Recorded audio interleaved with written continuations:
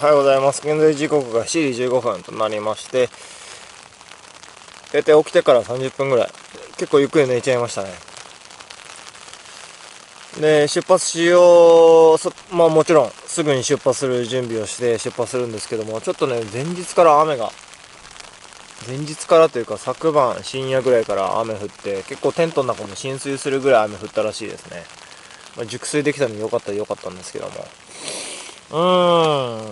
今現在も雨降ってるんで、今日明日は僕が2日前に見た天気予報だと雨なので、ちょっと耐えしのぐ時ですね。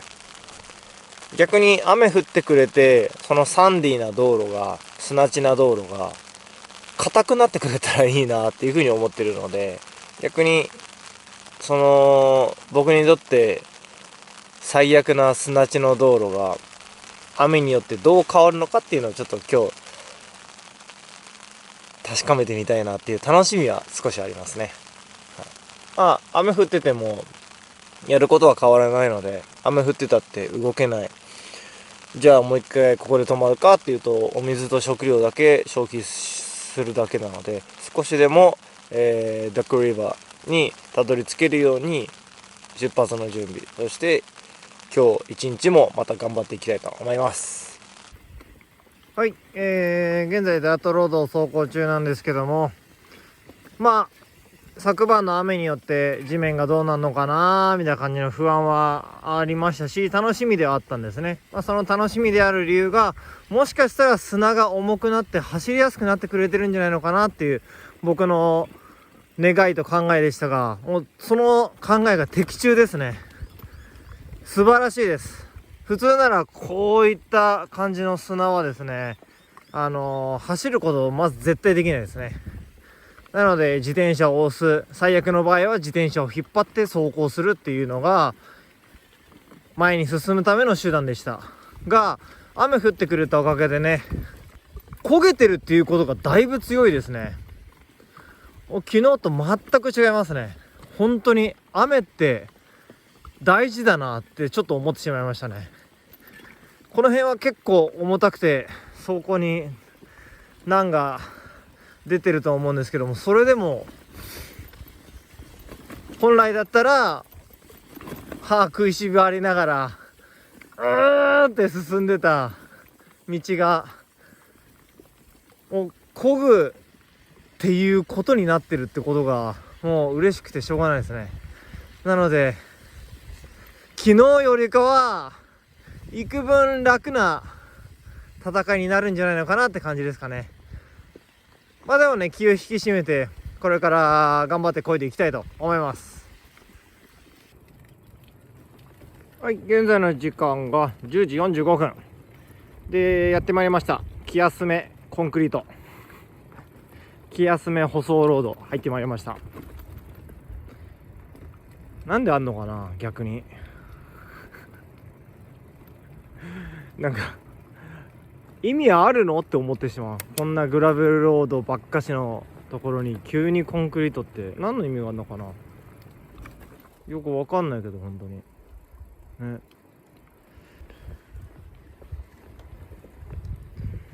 こけ始めてだいたい2時間半ぐらいなんですけども、進んだ距離が20キロ。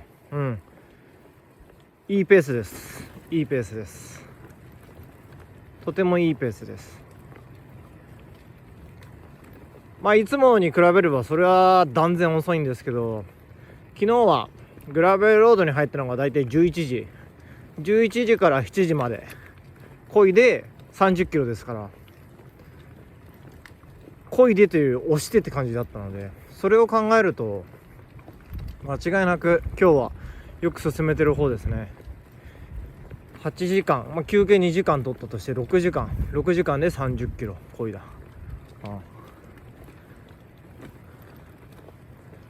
6時間でさ、計算がよくわかんない。計算がよくできてねえ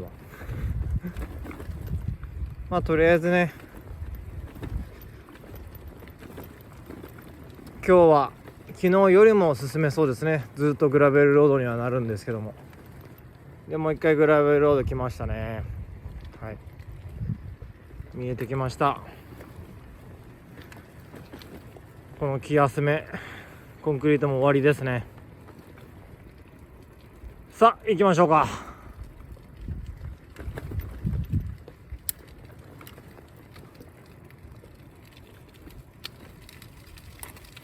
いやー、焦げてるだけありがたい。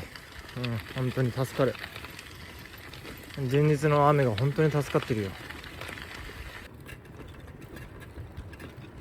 はい、現在が2時半となりまして、55キロぐらい進みました。ダートロードで55キロっていうのはなかなか素晴らしいことですね。しかもまだまだあと 3,4 時間は焦げそうですし。で、ここでですね、ちょっとした観光スポットがありますので、そちらに行きたいと思います。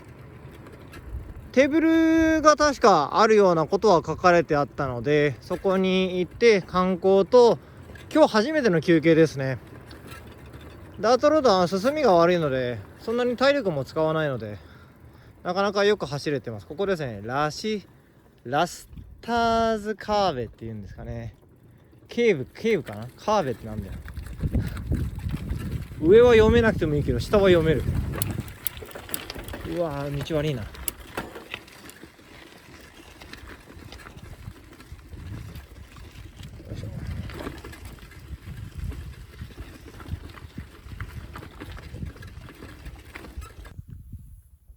はい、なんとか到着しまして、今ご飯中なんですけど、よいしょ。ちょっとね、昨日の雨でやられてしまったので乾かしつつ、もうお腹空いたのでご飯でインスタントラーメン食べようとしてます。はい、じゃあご飯休憩終わったので、探索、すぐそこにあるみたいなので、見えてきますね、すぐに。歩いて 2,3 分ってとこでしょうか。洞窟なのでこんな感じで中もちょっと入れるみたいですね。あったかいな。すごいっすね。蜘蛛の巣がね。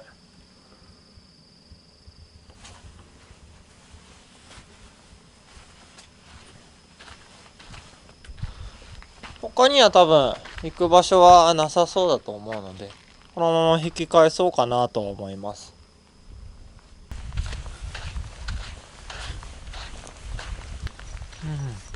できればね、この結構険しい道を自転車で走ってる間に、できればラクダを間近で見たいんですけどね。遠目からなら見たことあるんですけど、ぜひとも至近距離でラクダを拝みたい。野生の。今何時だ？ 4 時5分前。ちょうど良さそうなので4時半までには出発したいなと思います。はい、現在時刻が、6時45分になりまして、もう寝床を見つけれたのでここで終わりたいと思います。寝床なんですけども、はい、後ろなので分かんないと思うので、これ太陽光ですね。でこれがブブーンラジオ塔です。はい、ラジオ塔はね、結構オーストラリアの休憩場所、街がない場所の道路にはだいたいこういうラジオ塔があります。で結構これはね、キャンパーとか旅人にとっての憩いの場所となってまして、この辺で寝るっていうのは結構定番でして、それを証明するものとでも言いましょうか。どの辺だったかな。あった。よいしょ。あれが何を意味するかというと、完全にキャンプファイヤーの後ですね。ここで誰かが焚き火をしたんでしょう。はい。っていうぐらい結構オーソドックスな野宿場所って感じですかね。はい。まあそこをね、たまたま発見できたので、ラッキーって感じで、もう終わってテント張って寝たいなとは思っています。はい。で、天気すごい悪いんでね、もしかしたら今日も雨降るんじゃないのかなって感じですかね。で、今日はちなみに約80キロぐらい焦げましたね。本当に良かったです。っていうのもね、雨のおかげで地面がすごい硬くなってたので、自転車を今日一日ずっと漕ぐことができましたね。押して歩いたっていうのはもう本当に10分やそこらぐらいだったので、スムーズに進むことができました。本当に天候に恵まれているというのはまさにこのことで、いや、助かりましたね。明日もこんな感じで進めるんじゃないのかなと思いますし、あと20キロも走れば、最初に申し上げてたコミュニティダックリバーの方にたどり着きますので、そこでちょっと休憩してまたちょっと進んでロードハウスまで頑張って進みたいなとは思いますので、今日はここで終わりたいと思います。おはようございます。現在時刻が8時、今ですね、テントをしまってる準備をしようとしてる段階なんですけども、そういう時に限ってめちゃくちゃ雨降ってきますね。なんでなんだろう。昨日もそうだったな。まあそんなこと言ってもしょうがないので、準備して出発したいと思います。はい。止まない雨はないので行きます。はい、現在時刻がちょうど10時となりました。もうそろそろダックリバーに着くという感じのところまで来ました。で、あいにくの天気なんでね、なんとも言えないですけど、これが晴れてたらちょっととんでもないほど綺麗だったなっていう、ちょっと後悔感はありますよね。残念だなって。悔しいですね。でもその代わり地面は硬くなってるので、ぬかるんでるところもあるんですけども、ぬかるんでるからといって地面がねぐにゅっていくわけでもないので、雨が降ったから自転車焦げて早めにダックリバーにつけるようになったっていうのも確かな話ですから、まあ何とも言い難いですよね。何かを得るためには何かを失わなければいけないっていうのはこういうことですから、はい。残念ながら美しい景色を見ることはできなかったですけど、ダックリバーに早く着きそうということで、コンクリートが見えてまいりましたね。これは明らかにもうすぐ街ですよっていう証なので、あと先ほど5キロの看板が見えたので、あと 2,3 キロ、まあマックスでも4キロぐらいだと思うので、ちょっと雨降ってきちゃったのでね、多分この雨は長引くかなとは思うので、向こうの雨雲がこっちに来てるので、ダックリバーのコンビニがストアが空いてたらそこでちょっと休もうかなと思います。というのも今日土曜日なので、そういう小さい町のストアとかガソリンスタンドっていうのはおそらく土日やってないと思うんですよね。やってたとしても昼の12時までとかだと思うので、運が良ければやってると思いますけど、どうかなって感じですね。ひとまずそこまで行ってみたいと思います。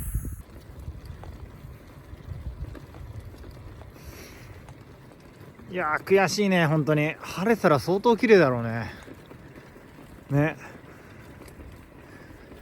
悔しい。しょうがない。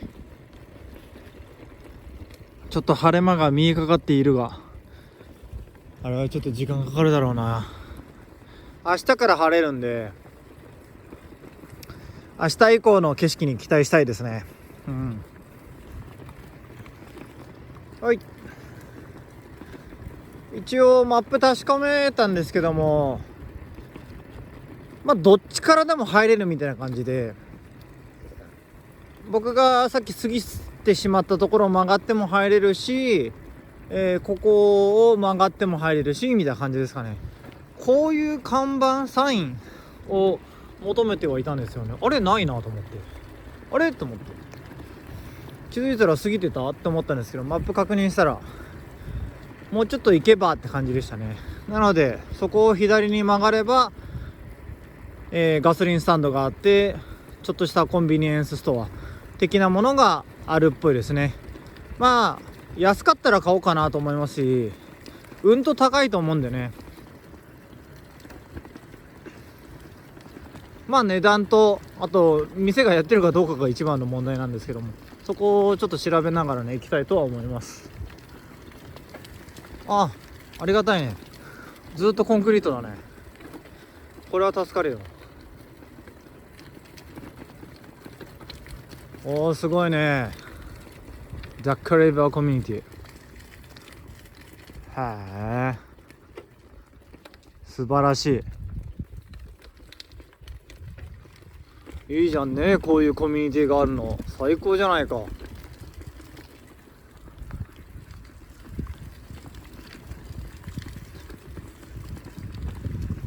普通のオーストラリア人の人が住んでるのかちょっと疑問ですけどね。っていうのもアボリジナルな人ばっかしだと思うんですよね、ここ。それしか住んでないんじゃないのかなって思うぐらい。どうなんだろう。それとどんな人たちが暮らしてるのかはちょっと気になりますよね。いやー、だとしてもまずこの景色ほんと綺麗だな。曇ってるのがちょっと悔しいね。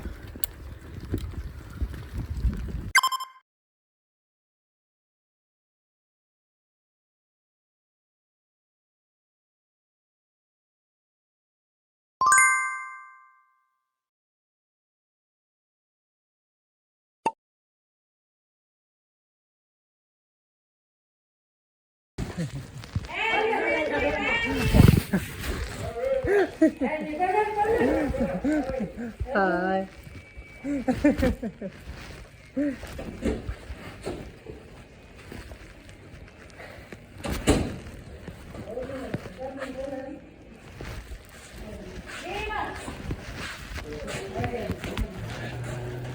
はい。面白い人。すげえ。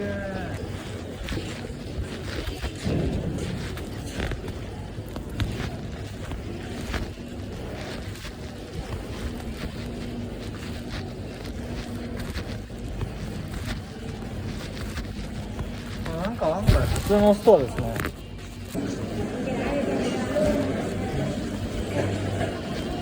普通だよ、普通。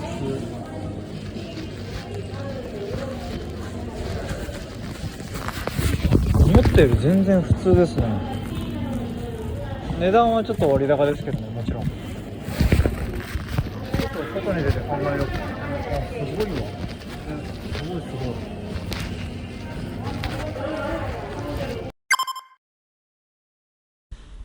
はい、現在時刻が12時45分となりました。今はですね、あそこに看板があるんですけども、あちらが、これから WA に入りますという意味であります。まあ要するに、ボーダーですね。まあボーダーって言っても何か規制があるとかそういうわけでもなく、まあ日本で言うと多分県境みたいなイメージ持ってもらえればいいと思います。そちらに入るので、で、あちらに行くとですね、ごめんなさい、もう一回アップしますね。完全なダートロードになるので、今までは若干のコンクリートだったんですけども、はい、舗装された道路。向こうからはまた未舗装の道路になるので、ちょっとこちらで一旦休憩しようかなと思いまして、であとは休憩スペースと、あと写真撮っていいですよみたいな感じの。一応ね、空も明るくなってきて青くなってきたので景色は良くなってきましたが、まあ曇っているのでそこまでめちゃめちゃいい景色っていう感じではないですね。できれば晴れてた時にはとんでもなくいい景色なんだろうなっていうのは伺えますね。しょうがない、こればっかしはね。まあ、とりあえずご飯食べて休憩したいと思います。先ほどの、コミュニティドッグリバーなんですけども、パパッと写真撮って、オーストラリア人があちらで働いていらっしゃったので、僕のことを道端で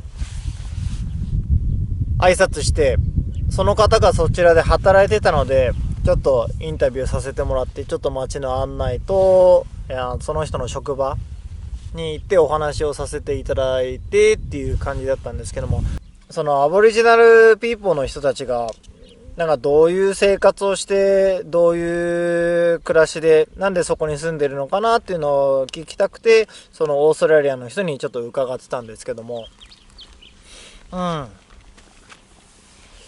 まあ昔からあそこに住んでらっしゃって、で、ただそのままそこで生活して、そのまま暮らしてるみたいな感じのコミュニティで、300人ほど住んでるらしいですね。で、もうそこにはオーストラリア人とかはいなくて、もうアボリジナルピーポーっていう昔からそこに住んで暮らしてる人がいるっていうコミュニティなんですね。で、そこで何をしているかというと、申し訳ない失礼な話、何にもしてないみたいですね。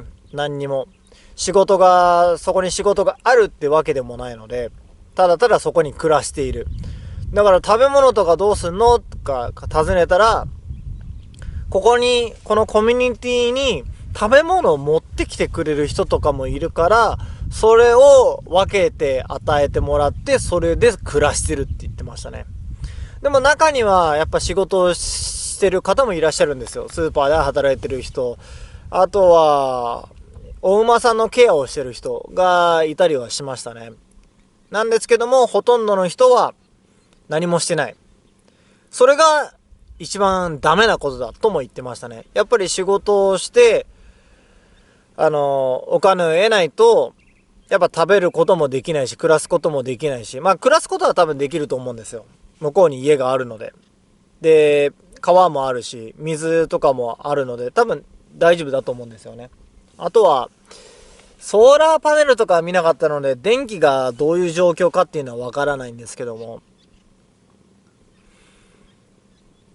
ただ仕事をしてないのが本当にいけないことだとも言ってたので、ちょっとそのオーストラリアの人はここのコミュニティで医者として働いてる方なんですけども、なんていうか、もうちょっとな、っていう顔はしてらっしゃいましたね。なんとかしてあげたいんだろうな。まあだからそこに行って働いてるっていうことなんでしょうけども。まあだからいろんな話を聞けてよかったと思いますね。まあ仕事って大事だなと思いますし、まあそれ以前に他の文化の触れ合いを大切にするっていうこともやっぱりいいことだなっていうふうには学びましたね。せっかくこういうね綺麗なところに暮らしてるんですからね、もうちょっと観光に力を入れてもいいんじゃないかなとか思っちゃいますけどね。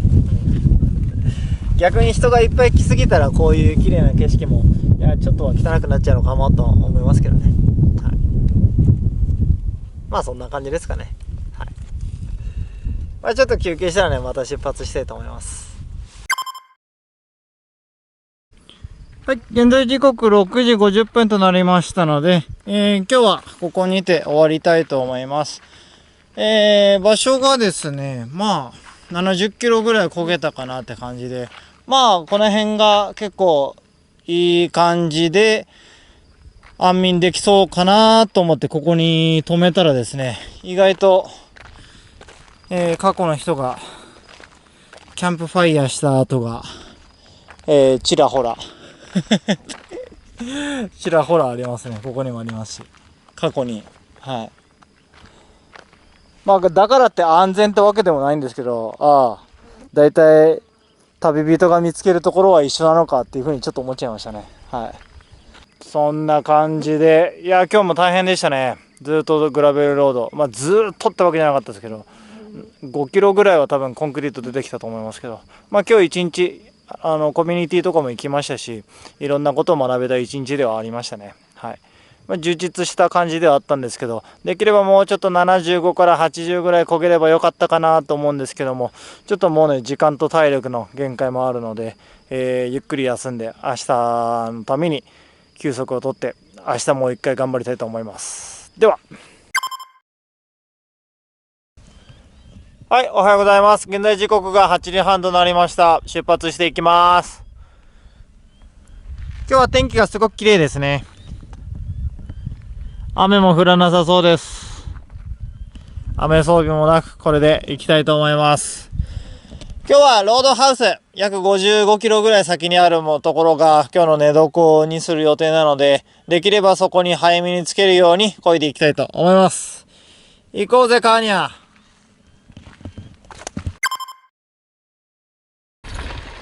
はい、現在が1時20分となりまして、残り、ロードハウス、名前がワナクラだったかな、確か。ワナクラっていうロードハウスが、あと8キロっていうところまで来ることができました。よく頑張ってますね、今日は。地面のコンディションもいいんでしょうね、おそらく。ありがたい。一応、今日日曜日なので、そのロードハウスが、3時までなんですよね。で、しかもその3時っていうのが、WA、ウエスタンオーストラリアの時刻にのっとっていなくて、ノーザンテリトリーの時間を使っているので、現在がその1時20分。なので、できることなら1時間半以内に到着したいっていうのが僕の願いですね。おそらく過ぎてても止まるだけだったら問題ないと思うんですよね。おそらく。なんですけども、一応営業時間内に行ければ一番いいよねっていう僕の考え。まあそっちの方が安全ですからね。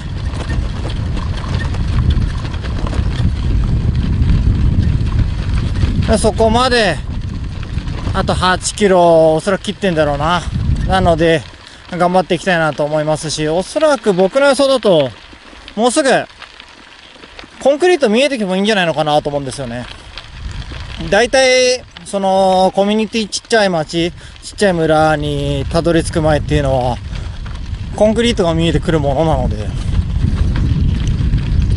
このダートロードが続いてコンクリートって、いや、このダートロードがずっと続くっていうのは、そんなことないと思うんですけどね。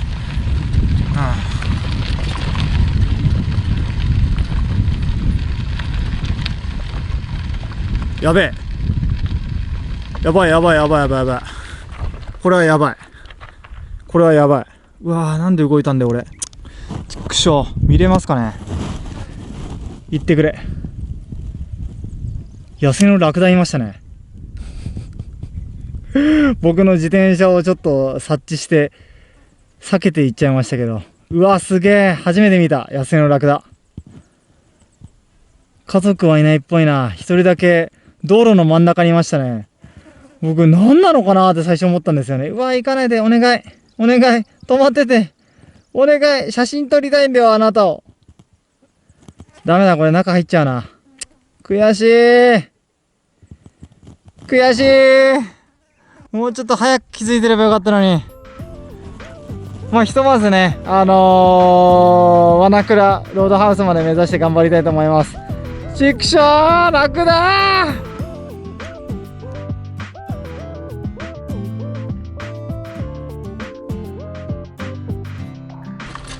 はあ、いや、なんとか着いたね。至って普通のロードハウスなのかな、これは。はあ、よいしょ。